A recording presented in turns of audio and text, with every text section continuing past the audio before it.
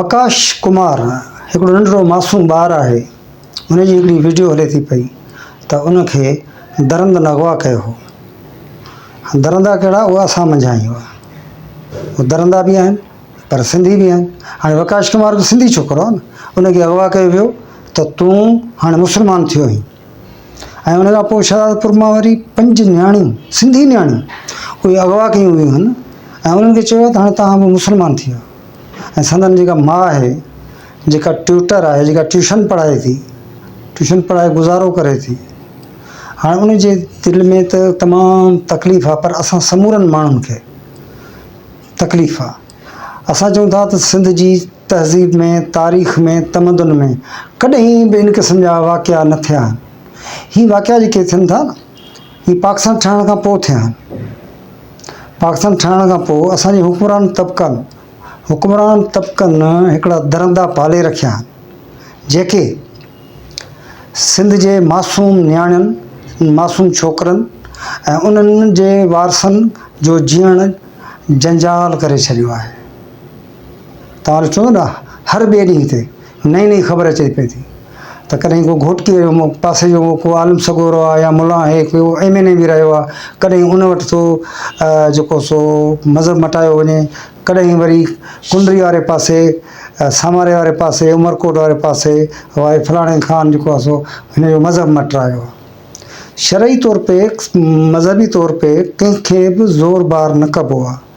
मासूम आकाश जेका ॻाल्हि कई आहे त मूंखे हिननि गन पॉइंट ते जेको मूंखे चयूं त तूं जो हाणे तूं मुस्लमान थियो आहीं, छा सिंध जी में इहा रवायत आहे? असांजे वतन में इहा रवायत आहे? मां त न ख़्यालु चवंदो पूरे पाकिस्तान में इहा रवायत आहे ई कान का त कंहिंखे ज़बरदस्ती ज़ोरी मज़हब मटायो वञे। हीअ त सिंधी नियाणियूं, मासूम नियाणियूं, उन्हनि जे वारसनि खां पुछो अथव। सिंध जी जेका हींअर सूरत हाल आहे, हिकिड़े पासे असां पाणी ऐं फार्मिंग जे मसइले ते जेके ज़मीनूं हड़प कयूं थियूं आहिनि, असीं उन जदोजहद में पूरा आहियूं। ऐं इहो मसइलो बि पाकिस्तान ठहण खां पोइ हले थो पियो त सिंध खे पाणी न ॾियो। सिंध तास मां आहे थो, इंडिया खे खपाए छॾिया विया कैनाल, सिंध खां पुछो ई कोन को। हा, ॿिए पासे वरी हीउ मसइलो, सिंधी कारोबारी माण्हू, पढ़ियल लिखियल माण्हू, उनखे हितां लोधण लाइ हिन क़िस्म जा हरबा कया विया। माण्हू त विया, पर जेके थोरा घणा बचा आहिनि, जेके नथा वञणु चाहिनि, चवनि था असां पंहिंजो वतन नथा छॾणु चाहियूं, असां भली पोरियो करे खाईंदासूं, बुख मरंदासूं, पर वतन कोन छॾींदासूं। त हाणे थियो ईअं आहे त सिंध जे उन्हनि माण्हुनि खे तंग करे उन्हनि खे हितां लॾाइण जी कोशिशि कई पई वञे त बाबा हितां जी छोकिरियूं मज़हब मटायो अथनि। बाबा मज़हब मटायो अथनि न, तव्हां उन्हनि खे उन्हनि जे वारसनि खां पुछो, उन्हनि जे वारसनि खां गॾु सलाह मशवरो कयो त बाबा इहे असां वटि आयूं आहिनि, चवनि था मज़हब मटाईंदासूं। मासूम, ऐं असांजे आइन में ईअं लिखियलु आहे छा त कंहिंखे ज़बरदस्ती गन पॉइंट ते जेको आहे सो मज़हब मटायो। असीं इन ख़्यालु ॼाऊं त सिंध में या पाकिस्तान में, बल्कि दुनिया में किथे बि ईअं कोन्हे को, किथे बि नथो मिले त कंहिं बि ॿार खे अगवा करे वरी हुनखे चइबो आहे हाणे तूं कलमो पढ़ायो आहे, हाणे तूं मुस्लमान आहीं, छो त तूं वापसि थींदो तोखे मारींदासूं। नंढड़े आकाश कुमार जूं जेके ॻाल्हियूं ॿुधूं था, उन ते त असांजी लूं कांडारजे थी पई। हीउ कयो छा आहे तव्हां अगवा कंदड़नि? ऐं इन खां को पुछण वारो कोन्हे। असांजी सरकार त ख़बर न आहे, अलाए कहिड़ो चुप जो रोज़ो रखियो आहे जो कॾहिं बि कंहिं ते अहिड़ो एक्शन खणे ई कान थी। भई ख़बरूं त पचनि थियूं। त मां हिन ते हिकिड़ी कल्ह खां वठी इहे ख़बरूं हलियूं पे त मूंखे हिकिड़ी सोच ज़हन में आई आहे त सिंध जा सुञाण माण्हू, साञाहन, बाशऊर, पढ़िया लिखिया, उनमें ख़ासि करे वकील, अचो त इन मसइले ते बि जदोजहद कयो त सिंध में नियाणियुनि जा ईअं मज़हब न मटाए ऐं इन नियाणियुनि जे अगवा कंदड़नि खे घटि में घटि फाही ॾेई वञे। ॾिसो, कुझु माण्हुनि खे फाहियूं ॾियो त पोइ अॻिते कोन थींदो न। पर एक्शन इन करे नथो खयो वञे त असांजा हुकुमरान तबक़ा, असांजो रूलिंग क्लास, उहो अञा बि चाहे थो त सिंध में जेको हिंदू आहे, जेको असां त उनखे हिंदू वग़ैरह नथा चऊं, असां सिंधी था चऊं, उनखे हितां कढिजे।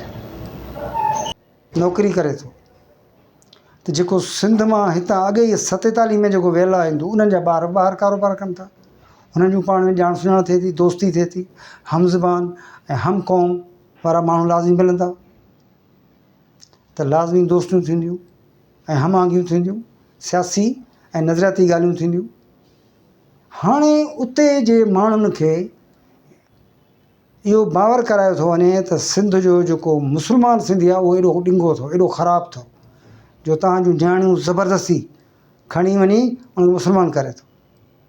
नतीजो इहो थिए थो त जेके ॿाहिरि जेके माण्हू वेठा आहिनि, जेके पाण में दोस्तियूं कनि था पिया, उन्हनि जे विच में जीअं विछोटी थिए, ऐं विछोटी कान थींदी।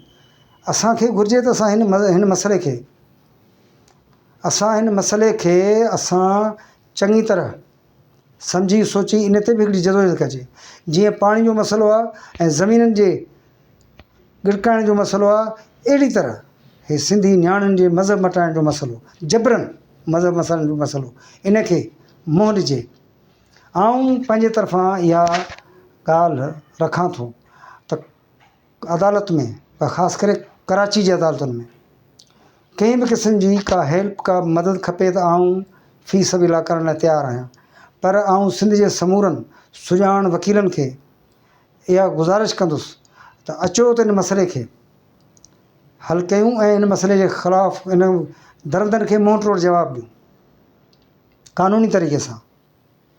छो त क़ानूनी तरीक़े सां अञा गुंजाइश आहे, अदालतूं आहिनि, सफ़ा भींग कान थी आहे, अदालत में वञिजे, इन मसइले खे हल कजे। छो त आइन में किथे बि लिखियलु कोन्हे इहो, आइन में त लिखियो आहे त तव्हां जेको उन में आइन में हिकिड़ो लफ़्ज़ लिखियलु आहे अक़लियती, असीं अक़लियती मञूं ई कोन था, हीअ असांजा सिंधी। तंहिंजे करे इन्हनि जो ख़्यालु रखणु त घुरिजे, पर इन्हनि सां जेका ज़्यादती थिए उन जो बि अज़ालो कजे। मां जंहिं ॻोठ में वेठो आहियां उनजो नालो बि आहे खाथड़ी, उहो बि जेको ॻोठु हुयो इहो उन दौर जे कारोबारी माण्हुनि जो हो, जिन खे हिंदू चवनि था। उहे सभु लॾे विया, पर असांजा जेके वॾा बुज़ुर्ग जेके वेठा आहिनि, जेके जीआरा आहिनि, उहे चवनि था त असां उन दौर में नौजवान हुआसीं जॾहिं पार्टीशन थियो, पर असांखे त इहा ख़बर ई कान्हे त को हे हिंदू आहिनि, असां मुस्लमान आहियूं। उहे चवंदा सिंधी आहियूं। सभु राति जो कमकार छॾे हिकिड़ी उताक ते वेहंदा हुआ, उताक मुस्लमाननि जी हूंदी, बल्कि असांजे ॾाॾे जी हूंदी, उन में वेहंदा हुआ, कचहरियूं थींदियूं, राग रिहाण थींदी, ॾोर बैत थींदा हुआ, कॾहिं को विछो कोन। हुननि जो माण्हू मां फ़ौत थींदो त असांजा माण्हू ईंदा हुआ, असांजो थींदो त उहो ईंदा हुआ। मायूं छोकिरियूं नंढियूं शादियूं कंदियूं हुयूं, उन्हनि में जेकॾहिं मुस्लमाननि जी छोकिरी शादी करे त हिंदुनि जूं मायूं हूंदियूं, अची हुनखे मेहंदी वेंदी हणंदियूं, कपिड़ा पाराईंदियूं। जे हुननि जो को अहिड़ो काज थींदो त असांजूं मायूं ईंदियूं। इहा ॻाल्हि असांखे अञा ताईं ॿुधाईंदा रहनि था। पर हाणे जीअं त सिंध जे शऊर खां ई ॾिनल आहिनि हुक्मरान तबिको, हुननि पंहिंजे एजेंटनि खे तयारु कयो आहे त तव्हां सिंध में इहो कयो, तव्हांजो को नालो ई कोन वठंदो। पर आऊं सिंध जे सुञाण माण्हुनि खे, ख़ासि करे वकील बिरादरी खे, सिंधी वकील बिरादरी खे इहा गुज़ारिश कंदुसि त हींअर तव्हां एक्टिव बि आहियो, तव्हां बार में तव्हांजो हींअर तमामु वॾो हले ऐं तव्हांजी हींअर हले थी, तंहिंजे करे अचो त गॾिजी अदालत जो दर खड़काऊं ऐं सरकार ते ज़ोर ॾियूं, जदोजहद कयूं, बुख हड़तालूं करियूं त कजनि, हिन मसइले खे मुकमल तौर ते ख़तमु कजे। जीअं कालाबाग डैम खे ख़तमु कयोसीं, तीअं पाणी जो मसइलो बि ख़तमु थींदो, फार्मिंग जो मसइलो बि ख़तमु थींदो। उन लाइ त क़ानून आहे, फार्मिंग जे मसइले ते लैंड रिफॉर्म कयो, माण्हू खे केतिरी ज़मीन ॾियणी आहे त मसइलो हल थी वेंदो। हीउ मसइलो बि ईअं आहे त जंहिं बि माण्हू खे ज़बरदस्ती मज़हब मटाइण जो जेको ज़ोर ॾिनो थो वञे, उनखे केस हलाए उनखे वॾी सज़ा ॾिजे। आऊं त फांसीअ जे लाइ इल्तिजा कंदुसि, अर्ज़ु कंदुसि त उनखे घटि में घटि फांसी ॾियणु खपे। सो दोस्तो, तव्हां ऐं असां सभु गॾिजी हीअ शहदादपुर जूं नियाणियूं मासूम बाबा इहे मुस्लमान थी वियूं, इहो कंहिं तव्हांखे सेखारियो? सिंध में त कॾहिं बि कोन हो, कॾहिं कोन हो। हीउ पाकिस्तान ठहण खां पोइ बसि हीअं ज़बरदस्ती, को चवण वारो कोन्हे को। तंहिंजे करे आऊं वकील बिरादरी खे मिनथ कंदुसि, इलाज़ कंदुसि त अचो हिन मसइले खे खणो। हीउ मसइलो हल थियणु जहिड़ो आहे ऐं हल थियणु खपे। हुकूमत कोन कंदी, असां कंदासूं, ज़ोर ॾींदासूं हुकूमत ते। तंहिंजे करे मां इल्तिजा कंदुसि सिंध जे आवाम खे त अचो, त हे जेको सिंधी पढ़ियलु लिखियलु जेको कारोबारी माण्हू आहे, जंहिंखे ही हिंदू चवनि था, वाणियो चवनि था, या जेको कुझु चवनि था, उन जी जेको आहे सो बचाव जे लाइ हिकिड़ी जदोजहद हलाइजे, हिकिड़ी कोशिशि कजे। अदालत जा दर खड़काइणा पवनि त खड़काइजनि।